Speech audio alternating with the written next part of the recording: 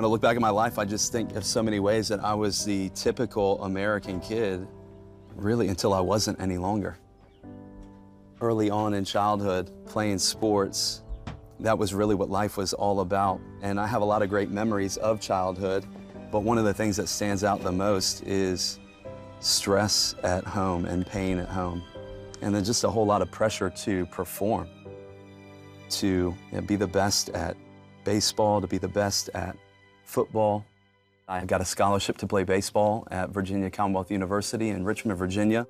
What I realized was that a lot of the anger that I had building up inside from things that happened in my childhood just allowed me to start doing things and experimenting with alcohol and with drugs and with things like that. Ended up going from having a scholarship my freshman year to being cut from the baseball team my senior year. In the years after college, my life really spiraled out of control as I went from using cocaine and was using it all the time to selling, and the spiral just deepened and worsened, and my life got more and more out of control. I knew that if I kept going the direction I was going, I was gonna end up either dead or in jail, and I wanted meaning, I wanted purpose, I wanted structure in my life, and so I joined the Coast Guard. I thought that my big problem was outside of me. And if I can just get away, then I can fix myself. And when we hit port in Alaska, I'm out on the town doing the exact same things. Drinking till I can't remember things anymore, chasing after women, living that lifestyle. And it started to cause real anxiety, real panic. I started realizing I can't change. But it was at that first unit that the Lord really started making himself known to me through the first Christian that I really ever recall meeting in my life. It wasn't just that he talked to me about Jesus, it's that he had a genuine joy about him, and I wanted that in my life.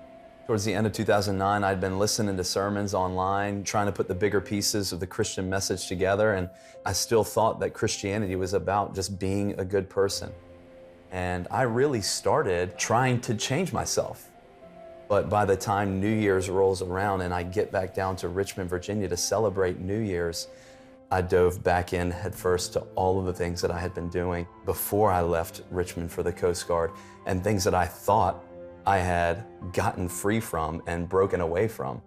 What I realized the next day was, I am no different. And I just felt trapped, like this is all pointless. These sermons are pointless, these books are pointless, following Jesus is pointless because I'm not changing. When I got back home to my apartment in Maryland from that trip to Richmond after New Year's, I pulled up a sermon by a guy named John Piper. I just thought maybe it'll make me feel better, maybe it'll make me feel like I can get back on my feet and try again. I didn't even know at the time what was in John 3:16, but I just saw, here's a sermon on John 3:16. As he was describing how you respond to this verse, you'll either live forever in hell under God's judgment, or you'll live forever with God in heaven. And it was right in between those two comments and me thinking and knowing in my mind that I was going to go to hell and I deserved to go to hell.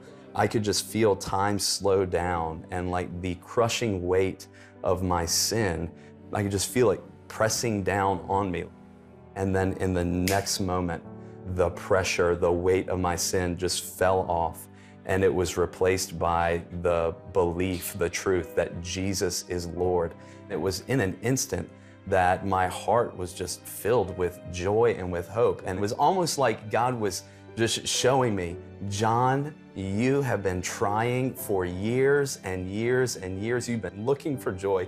You've been looking for hope, and you will not find it. But look at what I can do in a minute. And that's like what he did. He gave me a new heart in a moment. You know, these desires that I had to drink and to do drugs and to chase women, it was like the things just fell away. And I woke up the next day a brand new person. When I saw what God was willing to forgive me of and the grace that he was willing to extend to me, it changed my heart, and it helped me to see everyone around me in a new light.